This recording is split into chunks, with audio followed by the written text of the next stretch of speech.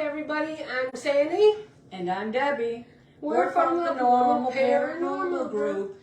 And today we're going to do 5 strange occurrences that happened in our lives. That's right, 5 things. Okay.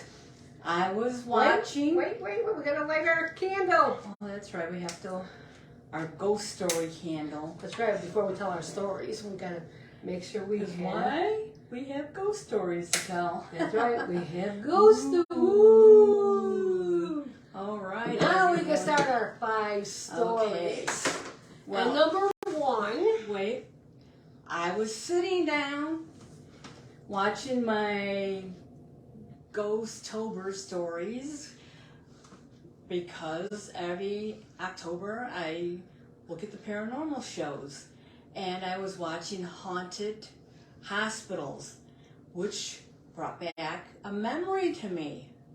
This one woman, she was a nurse, and she was talking about flying in to see her aunt who was dying, and she went into the hospital room, and this black shadow appeared behind her aunt, and it started forming, and it talked to her, and he or it puts its hands on the aunt's face, and he tells her she will die peacefully, and he says, "Do you remember me?" And then she had a flashback of when she had a near-death experience where this shadow entity appeared, and it put its hands on her face, and it said to her, "You're going to die peacefully." And she says, "I have one request, that I go see my relatives before I die." So she found herself astro projecting / astro walking to see all her loved ones. But for those who don't know what that means, you leave your body and you can see yourself and you see everything around you. This way you have know what astro walking is or astro projection is. Right. So she goes back to her body and she says, "I'm ready," and then it tells her, "No, it's not your time yet." Well, this story clicked a memory in my head. When I was in the hospital and I came out of that coma, and I was more alert, and in the middle of the night, I hear a knock at my door, and it opens, and all I see is a black shadow. And I hear a voice that says, "Do you remember me?" And I said, "I can't even see you. How can I remember you?" And she says, "Do you recognize my voice?" And I said, "No." Then she turns on the light, and she walks up to me, and she says, "We met." And I said, "I have no memory of you." So this brought me to that place. Was she the angel of death? Do you remember me? Just like in that show. And she found my rosary bracelet that my daughter bought me, and she told me I was supposed to wear it this way, and she put it on my wrist. So we're going to go on to the next story. That was number 1. And number 2, Debbie and I were young girls babysitting one time at this woman's house. I don't know how, but we both babysat together, and it was a very strange occurrence that Debbie and I noticed that on the bookshelf, and she had a lot of witch books and devil books and a big red bull statue. It was really off the wall. Off the wall, but her apartment was dark. We just looked at them because it all dealt with the dark magic. And so we were sitting there, and she comes in 5 hours later, and she says, "Oh, did you look at my books?" And I said, "Yeah." She goes, do you know I could put a spell on you? And I said, I don't think so. Yes, back then, we were very witty back then ourselves. Yep. I says, put a spell on me and it'll come back to you tenfold. And then she pulls out a big wad of money and she fans it in front of us. Take what you want. And Sandy and I, being naive about it, because babysitting first time. Yeah, first time babysitting, we didn't know what to do. And she goes, take what you want. All of it? What do you want? And we looked at each other, didn't know. So she pulls out $1. And she goes, here. And we just wanted to get out of there. Yeah, we just said, this is not right. There's something wrong with this. And she gives a whole $1. Yeah, that's right. You got it right. 5 hours of babysitting. A whole $1. We never did after that. Nope. I guess we probably told our mother about that story because that's all we got was $1 and all the witchcraft stuff. So, yeah, we had some knowledge back then about things. Who knows why? Yeah. Okay.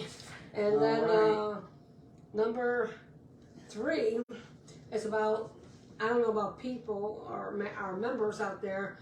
You know, sometimes you don't have to see your spirits or your spirit guides or your angels. They could come to you in a dream. Mine has come to me several times in a dream. I think his name was Andre, or something like that. And he's very tall. He had like sandy brown hair, and he just towered over me. And he always made sure I didn't go when I'm not supposed to go anywhere. He was very stern. Very stern, and would not let me go where I did not belong. Yep. And I knew he was protecting me, but he just probably knew how she is. Like, oh, she's not going to listen, but she's going to listen. So I sat down, and when he said, like, I mean, he didn't talk, it's the look. And so, but then I had this other spirit guide. She was funny and laughed and danced and things like that. So my one spirit guide was very serious and stern, and my other spirit guide was always made me laugh. She was just amazing. So your spirit guides could come to you in dreams or probably in real life too. So yep. If you have an angel, yep, or a spirit guide, and you know what it is. My story is about a shadow figure. And that is number 4. Yes. In our haunted house in Chicago, this happened to me. And we had ghost girls there. Yes, we did. And they watched over Sandy and me and protected us. And I was interpreting a dream from my sister's girlfriend at the time. And something didn't want me to interpret it. It was something about the devil chasing her through this big thing field of flowers, like zinnias. What are those big fluffy mums? I don't know. And it's always chasing her. So I was dissecting dreams and interpreting dreams, but I stopped after this one because a dark shadowy figure sat on me. I couldn't budge. I was like paralyzed. And what woke me up was these little girls saying, Debbie, Debbie. And that's all I heard my name. And those are the ghost girls in that yes, attic. They always watched over us. And I couldn't turn my head, but I did turn my eyes. And on my peripheral vision, I seen the 2 girls. But I'm wondering, why can't I not move? I'm frozen. Why can't I not move? And then I see my twin. She's laying on the floor next to me. I was laying on the couch, and I could barely, with all my strength, move my leg. And as soon as I touched my sister, this entity just jumped up off of me, and I seen it go across the curtains into the front hall and disappeared. And I tell you what, after that, it scared bejesus out of me, and I didn't want to deal with dreams anymore for a long, long time. On number 5. 5, and this one is kind of off the wall, and if you have young kids, maybe you could relate, because it still baffles me to this day. I had a ghost friend that lived in the attic. I don't know why. I just had a ghost friend, and it's a crazy story. It's not a good experience. They always watched over me. They always took care of me. And my sister decided to be ornery that day. One day we were washing dishes. It was like we were directed to be that way or something. Like someone was controlling us. Yeah, it was really weird. We were young. You have to remember we were young back then. And my both. sister and we're close. You know, I'm gonna Super say close. Super close. And we don't fight. We don't do anything. That's how close we are. And this is the first time this ever happened to us, ever.